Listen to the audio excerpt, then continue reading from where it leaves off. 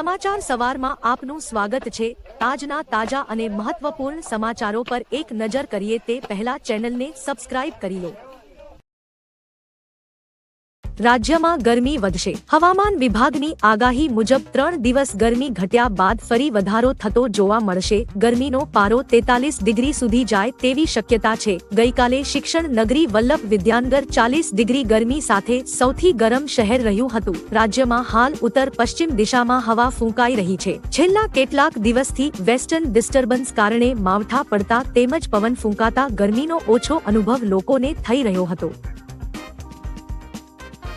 રાજકોટમાંથી ક્ષત્રિય સમાજના ધર્મરથનું પ્રસ્થાન। વિવિધ વિસ્તારોમાં ફરી ભાજપ વિરુદ્ધ કરશે પ્રચાર। રાજકોટ લોકસભા બેઠકના ભાજપના ઉમેદવાર પરસોત્તમ રૂપાલાને હટાવવાની માંગ સાથે ક્ષત્રિય સમાજ દ્વારા ભાજપ સામે શરૂ કરાયેલા રાજ્યવ્યાપી આંદોલનના ભાગરૂપે રાજકોટ ખાતે આશાપુરા માતાજીના મંદિર ખાતેથી ક્ષત્રિય સમાજ દ્વારા ધર્મરથનું પ્રસ્થાન કરવામાં આવ્યું હતું। રાજ્યમાં કુલ 7 ધર્મરથ કાઢવાની ક્ષત્રિય સમાજે જાહેરાત કરી હતી। તેમાંથી સુરેન્દ્રનગર જિલ્લાના રથનું 2 દિવસ પહેલા જ પ્રસ્થાન કરાવાયું હતું, જ્યારે ગઈકાલે રાજકોટ અને કચ્છમાં ધર્મરથના પ્રસ્થાન કરવામાં આવ્યા હતા। આ ધર્મરથ વિવિધ વિસ્તારોમાં તારીખ 1 મે સુધી ફરશે અને ભાજપ વિરુદ્ધ પ્રચાર કરશે।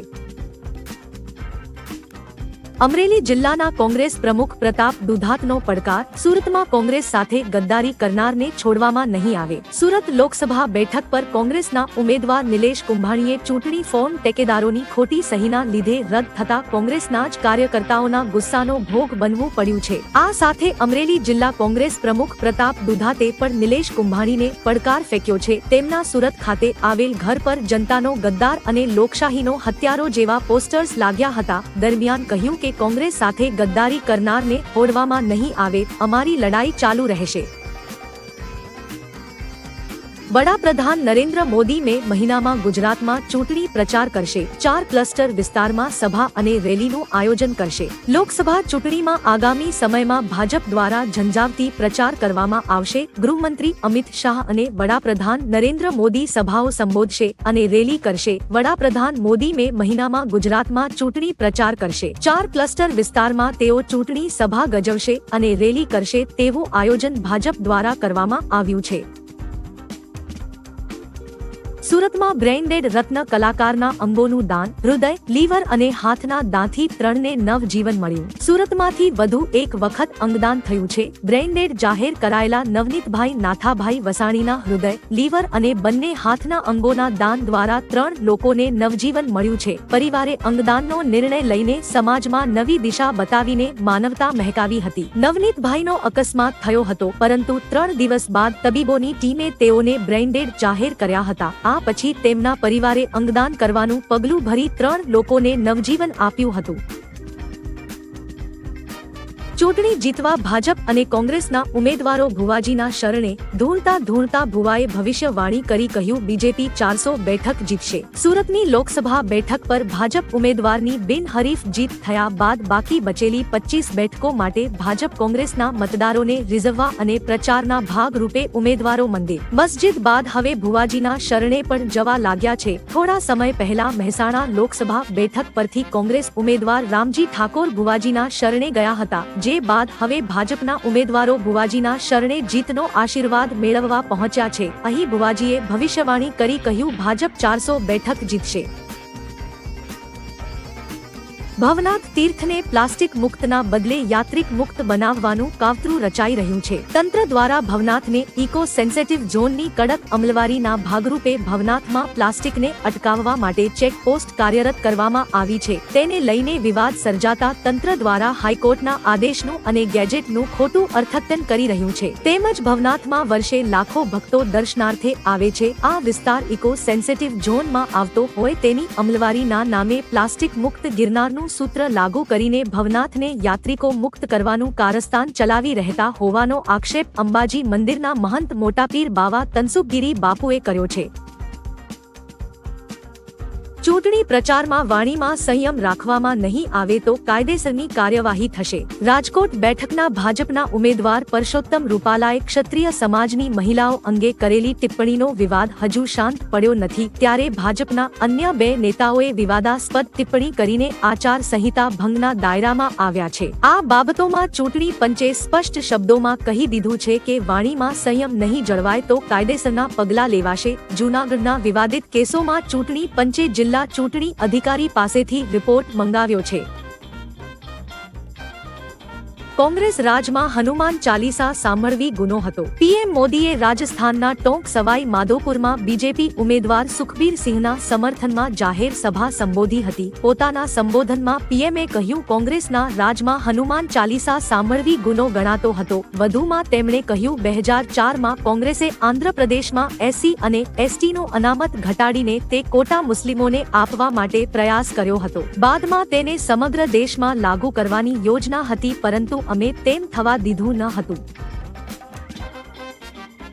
રાજકોટમાં બીમાર કરે તેવી અખાદ્ય ચીજો નાશ કરાઈ. રાજકોટ મનપાએ વેપારીઓ સામે લાલ આંખ કરી અખાદ્ય પદાર્થ અને ચીજોનો નાશ કર્યો છે. મનપા ફૂડ વિભાગ દ્વારા શહેરના અનેક સ્થળે તપાસ કરી, જેમાં સલાડ, ગ્રેવી અને એક્સપાયરી બેકરી પ્રોડક્ટ્સ એમ મળી કુલ 55 કિલો અખાદ્ય જથ્થાનો નાશ કર્યો. મનપાએ વેપારીઓને નોટિસ પણ આપી હતી. આ ઉપરાંત વાસી આઈસ્ક્રીમ અને કેન્ડીઓનો પણ નાશ કરવામાં આવ્યો હતો. આવી ચીજવસ્તુઓ બીમાર કરી શકે છે. બરફ ગોળાના સેમ્પલ પણ લેવામાં આવ્યા હતા.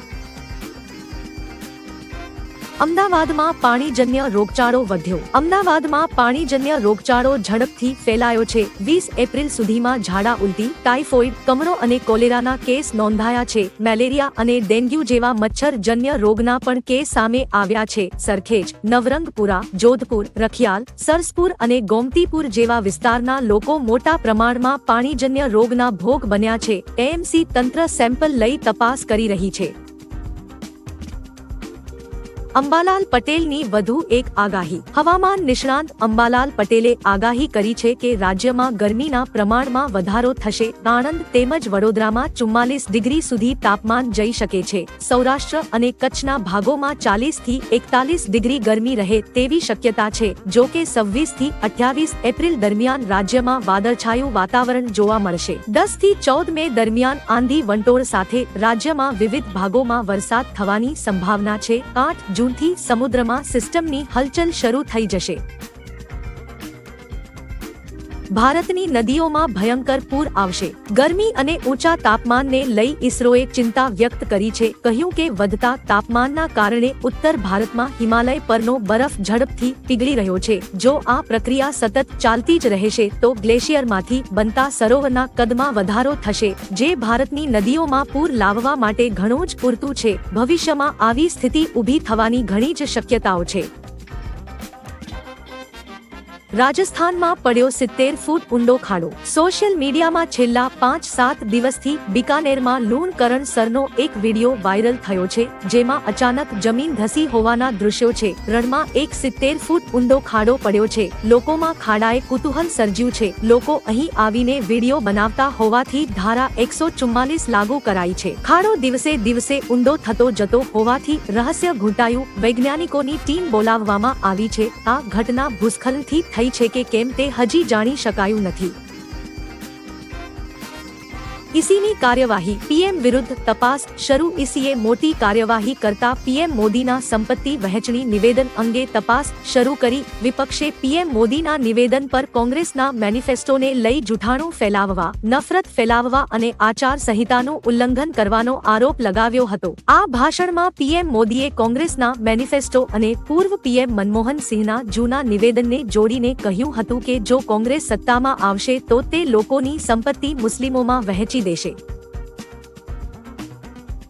મારે કોઈ સર્ટિફિકેટ આપવાની જરૂર નથી. બનાસકાંઠાની સીટ પર રાજકીય પક્ષો એકબીજા પર પ્રહારો કરી રહ્યા છે. 2 દિવસ અગાઉ ભાજપ મંત્રી નૌકાબેનને ભાભર ખાતે ગેનીબેન પર નિશાન સાધતા તેમને મમતા બેનર્જી સાથે સરખાવ્યા હતા. નૌકાબેનના આ નિવેદન મામલે ગેનીબેન ઠાકોરે દાંતા તાલુકાના પ્રચાર પ્રસાર વખતે જવાબ આપ્યો હતો. તેમણે કહ્યું કે નૌકાબેનને સમાજની દીકરીઓ પર અત્યાર થતા હતા તે સમયે રાજધર્મ નિભાવ્યો હતો. મારે કોઈ સર્ટિફિકેટ આપવાની જરૂર નથી. મોદી ત્રીજી વાર પીએમ બનશે તો બાબરના બાળકો જય શ્રીરામ બોલશે. રાજસ્થાન ભાજપના પ્રદેશ અધ્યક્ષ સીપી જોશીએ એક ચોંકાવનારું નિવેદન આપ્યું છે. ચિત્તોડગઢમાં એક ચૂંટણી જનસભાને સંબોધતા તેમણે કહ્યું કે લોકસભા ચૂંટણી બાદ નરેન્દ્ર મોદી ત્રીજી વાર પ્રધાનમંત્રી બનવા જઈ રહ્યા છે. વધુમાં સીપી જોશીએ કહ્યું, મારો દાવો છે કે જેમને જય શ્રીરામ બોલવામાં વાંધો છે એવા બાબરના બાળકો પણ મોદી ત્રીજી વાર પ્રધાનમંત્રી બનશે પછી જય શ્રીરામ બોલશે.